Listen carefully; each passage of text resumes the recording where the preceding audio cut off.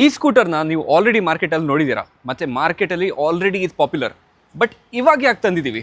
ಈ ಸ್ಕೂಟರ್ಗೆ ಒಂದು ಹೊಸ ಅಪ್ಡೇಟ್ ಬಂದಿದೆ. ಇದಕ್ಕೆ ಅವರು ಜೆನ್ 3 ಅಂತ ಕರೀತಾರೆ. ಕೆಲವು ಇಂಪಾರ್ಟೆಂಟ್ ಅಪ್ಡೇಟ್ ಇದೆ, ಅದು ನೀವು ಸ್ಕಿಪ್ ಮಾಡಲೇಬಾರ್ದು. ಇದ್ರ ಬಗ್ಗೆ ನಾನು ಡೀಟೇಲ್ ಆಗಿ ಹೇಳ್ತೀನಿ. ನನ್ನ ಹೆಸರು Ralwin. Welcome to flywheel Kannada.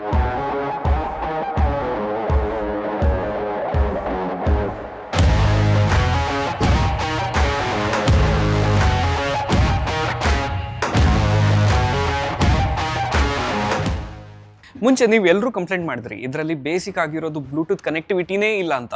Turn by turn navigation, music controls ಮತ್ತು SMS ಅಲರ್ಟ್ಸ್ ಕೂಡ ಇಲ್ಲ ಅಂತ. ಈಗ ಬಂದಿರುವ ಅಪ್ಡೇಟು, ಈ ಜೆನ್ 3 ಅಪ್ಡೇಟಲ್ಲಿ ನಿಮಗೆ ಈಗ ಬ್ಲೂಟೂತ್ ಕನೆಕ್ಟಿವಿಟಿ ಸಿಗುತ್ತೆ. ಸೊ ನಿಮ್ಮ ಟ್ರಾವೆಲ್ ಇನ್ನೂ ಹ್ಯಾಸಲ್ ಫ್ರೀ ಆಗುತ್ತೆ. ನೆಕ್ಸ್ಟ್ ಫೀಚರ್ ಬಂದುಬಿಟ್ಟು ನಿಮಗೆ ಈಗ ರೀಡಿಸೈನ್ ಆಗಿರುವ 6 ಇಂಚ್ LCD ಡಿಸ್ಪ್ಲೇ ಸಿಗುತ್ತೆ. ಇದರಲ್ಲಿ ಈಗ ಮೋರ್ ಆ್ಯಕ್ಯುರೇಟ್ ಇನ್ಫಾರ್ಮೇಷನ್ ಸಿಗುತ್ತೆ. ನಿಮ್ಮ ರೇಂಜ್ ಆಗಲಿ, ಚಾರ್ಜಿಂಗ್ ಆಗಲಿ ಈಗ ಮಚ್ ಮೋರ್ ಆ್ಯಕ್ಯುರೇಟ್ ಆಗಿದೆ. Update number 2, hill hold assist. ಇದು ಒಂದು ಇಂಪಾರ್ಟೆಂಟ್ ಫೀಚರ್. ಹಳೆ ಜನಲ್ಲಿ ಮಿಸ್ ಔಟ್ ಆಗಿತ್ತು, ಈ ಜನಲ್ಲಿ ಪ್ರೊವೈಡ್ ಮಾಡ್ತಿದ್ದಾರೆ. ಮತ್ತು ಬೆಂಗಳೂರು ಅಂತ ಸಿಟೀಸಲ್ಲಿ ಬಂಪರ್ ಟು ಬಂಪರ್ ಟ್ರಾಫಿಕ್ ಎಲ್ಲ ಕಡೆ ಇದ್ದೇ ಇರುತ್ತೆ. ಇನ್ಕ್ಲೈನ್ ಆಗಲಿ ಡಿಕ್ಲೈನ್ ಆಗಲಿ ಇದ್ದೇ ಇರುತ್ತೆ. ಗಾಡಿ ಬಲ್ಕಿ ಆಗಿದೆ, ಟಾಲ್ ಆಗಿದೆ. ನನ್ನಂಥ ಹೈಟ್ ಅವರಿಗಂತೂ ಹಿಲ್ ಹೋಲ್ಡ್ ಅಸಿಸ್ಟ್ ತುಂಬ ಹೆಲ್ಪ್ಫುಲ್ ಆಗುತ್ತೆ. ಈ ಗಾಡಿ ಬಲ್ಕಿ ಮತ್ತು ಟಾಲ್ ಅಂತ ಹೇಳಿದ್ದೀನಿ, ಮತ್ತು ಈ ಗಾಡಿ ನೋಡ್ತಿದ್ದಾಗೆ ಹೆವಿ ಇದೆ ಅಂತ ಪರ್ಸೆಪ್ಷನ್ ಬರುತ್ತೆ. ಬಟ್ ಆ್ಯಕ್ಚುಲ್ ಆಗಿ ಇದು ಹೆವಿ ಇಲ್ಲ. ಇನ್ಫ್ಯಾಕ್ಟ್ ಈ ಪ್ರೀವಿಯಸ್ ವರ್ಷನ್ಗಿಂತ ಈ ವರ್ಷನಲ್ಲಿ 7 kg ಲೈಟರ್ ಆಗಿದೆ. ಮತ್ತು ನಾನು ಇಷ್ಟು ದಿನ ಓಡಿಸಿದ್ದೀನಿ, ಆರಾಮಾಗಿ ಓಡಿಸ್ಬೋದು, ಕಟ್ಸ್ ಕೂಡ ಮಾಡ್ಬೋದು, ಕಾರ್ನರಲ್ಲಂತೂ ಆರಾಮಾಗಿ ಹೋಗ್ಬೋದು, ಏನು ತೊಂದರೆ ಇಲ್ಲದೆ. ಮತ್ತೆ ಈಗ ಗ್ರೌಂಡ್ ಕ್ಲಿಯರೆನ್ಸ್ ಕೂಡ ಇಂಪ್ರೂವ್ ಮಾಡಿದ್ದಾರೆ. 5th ಅಪ್ಡೇಟ್ ಬಂದುಬಿಟ್ಟು ಇದರ ರೈಡಿಂಗ್ ಡೈನಾಮಿಕ್ಸ್. ಇದು ರೈಡಿಂಗ್ ಡೈನಾಮಿಕ್ಸ್ ಬಗ್ಗೆ ನಾನು ರೈಡ್ ಎಕ್ಸ್ಪೀರಿಯನ್ಸಲ್ಲಿ ಹೇಳ್ತೀನಿ. ಅದಕ್ಕಿಂತ ಮುಂಚೆ ನನ್ನ ಒಪಿನಿಯನನ್ನು ಕೊಡ್ತೀನಿ. ಈ ಗಾಡಿ ಫಸ್ಟ್ ನೋಡಿದ ತಕ್ಷಣ ಏನು ಡಿಫ್ರೆಂಟ್ ಆಗಿದೆ, ವಾವ್ ಅನಿಸ್ತು. ಯಾಕೆಂದರೆ ಮಾರ್ಕೆಟಲ್ಲಿ ಜಾಸ್ತಿಯಾಗಿ ಎಲ್ಲ ಶಾರ್ಪ್ ಎಡ್ಜಸ್, ಶಾರ್ಪ್ ಲೈನ್ಸ್, ಅದೇ ಸೇಮ್ ಡಿಸೈನ್ಸನ್ನು ಕಾಪಿ ಪೇಸ್ಟ್ ಮಾಡ್ತಿದ್ದಾರೆ. ಇದೊಂದು ಡಿಫ್ರೆಂಟ್ ಆಫರಿಂಗ್ ಮಾರ್ಕೆಟಲ್ಲಿ. ಯಾಕೆಂದರೆ ಬಾಕ್ಸಿ ಡಿಸೈನ್ಸ್ ಜಾಸ್ತಿ ಸ್ಕೂಟರ್ಸ್ ಇಲ್ಲ, ಅದರಲ್ಲೂ ಎಲೆಕ್ಟ್ರಿಕ್. ಕೆಲವು ಎಲಿಮೆಂಟ್ ನಾನು ಮೆನ್ಷನ್ ಮಾಡಲೇಬೇಕು. ಒಂದು, ಕ್ರ್ಯಾಶ್ ಗಾರ್ಡ್. ಈ ಡಿಸೈನ್ ಎಲಿಮೆಂಟ್ಗಂತೂ ತುಂಬ ಎಸ್ಥೆಟಿಕ್ ಆಗಿ ಕಾಣಿಸುತ್ತೆ, ಅದ್ರ ಜೊತೆ ಸೇಫ್ಟಿನೂ ಎನ್ಹಾನ್ಸ್ ಮಾಡುತ್ತೆ. ಇದು ಒಂದು ಒಳ್ಳೆ ಫೀಚರ್ ಅಂತ ಹೇಳ್ಬೋದು. ಸೆಕೆಂಡು, ಹಿಂದೆ ಕೂತು ಇರೋರಿಗೆ ಫುಟ್ ಪೆಗ್ ಅಂತೂ ಸಿಗುತ್ತೆ. ಬಟ್ ಫ್ರಂಟ್ ರೈಡರಿಗೂ ಫುಟ್ ಪೆಗ್ ಸಿಗುತ್ತೆ ಅಂದರೆ ಕ್ರೇಜಿ ಅಲ್ಲ ಕಣ್ರಿ. ಇದರಿಂದ ಇನ್ನೂ ಜಾಸ್ತಿ ಕಂಫರ್ಟ್ ಆಗುತ್ತೆ ರೈಡರ್ಗೆ. ಈ ಡಿಸೈನ್ ಬರೀ ಕಂಫರ್ಟ್ ಮಾತ್ರ ಅಲ್ಲ, ಪ್ರಾಕ್ಟಿಕಲ್ ಸೊಲ್ಯೂಷನ್ ಕೂಡ ಕೊಡುತ್ತೆ. Practical number 1, storage. ಒಂದು 45 ಲೀಟರ್ಸ್ ಇದ್ದು ಅಂಡರ್ನೀತ್ ದ ಸೀಟ್, ಮತ್ತು 12 ಲೀಟರ್ ಫ್ರಂಟಲ್ಲಿ.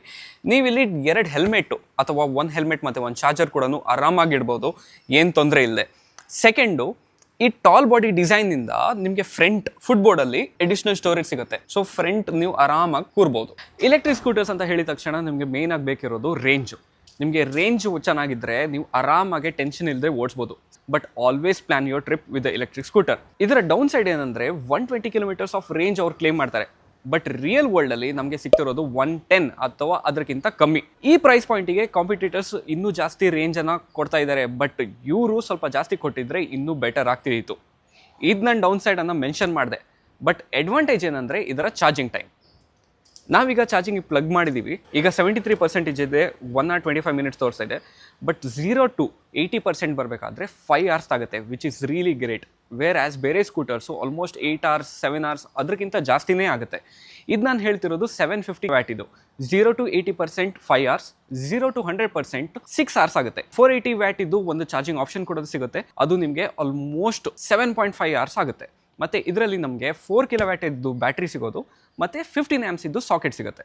ನಾನು ಇಷ್ಟೆಲ್ಲ ಅಪ್ಡೇಟ್ ಬಗ್ಗೆ ಮಾತಾಡಿದೆ. ಪ್ರೈಸಿಂಗ್ ಅಂತೂ ಮಾತಾಡಲೇಬೇಕು. ಇದು ನಮಗೆ 1,46,000 ಎಕ್ಸ್ ಶೋರೂಮ್ಗೆ ಸಿಗುತ್ತೆ. ಮತ್ತು ಇದರಲ್ಲಿ ಕೆಲವು ಆಕ್ಸೆಸರೀಸ್ ಎಲ್ಲ ಇದೆ. ಈ ಆಕ್ಸೆಸರೀಸ್ ಬೇಕಾದರೆ ನೀವು ಎಡಿಷ್ನಲ್ ಆಗಿ ಪೇ ಮಾಡಬೇಕು. ಈಗ ನನಗೆ ಇಷ್ಟ ಆಗಿದೆ ಏನಂದರೆ, ಮೆಜಾರಿಟಿ ಎಲ್ಲ ಎಲೆಕ್ಟ್ರಿಕ್ ಸ್ಕೂಟರ್ಸಲ್ಲಿ ಮಿಡಲ್ ಸ್ಟ್ಯಾಂಡ್ ಕೊಡೋಲ್ಲ.